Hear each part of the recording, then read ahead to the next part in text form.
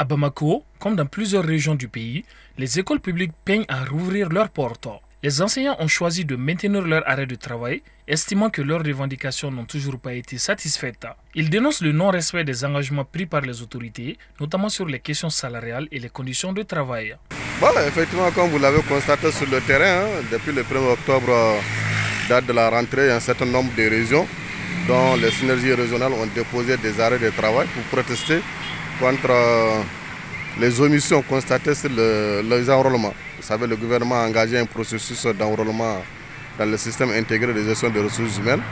Et il apparaît qu'à la sortie des résultats, il y a à peu près une bonne partie des enseignants qui ont fait l'ensemble du processus, mais qui malheureusement se sont trouvés victimes de la suspension de salaire en raison qu'ils n'ont pas été enrôlés. 2 semaines plus tard, la situation reste bloquée.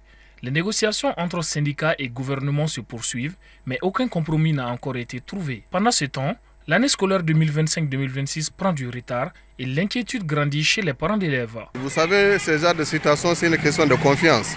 Et après que le constat est fait, maintenant les avancées effectuées sur le terrain, les synergies régionales, certaines ont estimé que les avancées ne sont pas du tout satisfaisantes.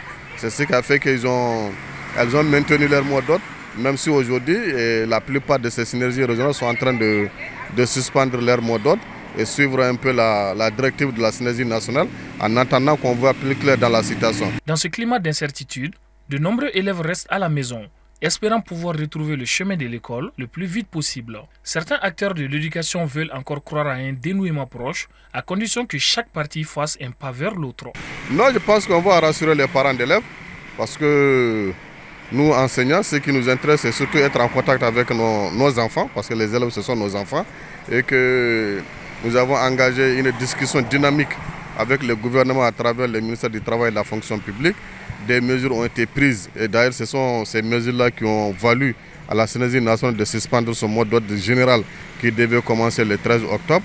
Je pense que la mise en œuvre de ces engagements pris par le gouvernement nous permettra effectivement de sortir de cette crise-là et permettre aux enfants de regagner très rapidement les classes. En attendant une solution définitive, le silence continue de régner dans les salles de classe des écoles publiques. Une situation qui met en péril le calendrier scolaire et relance le débat sur la stabilité du système éducatif malien.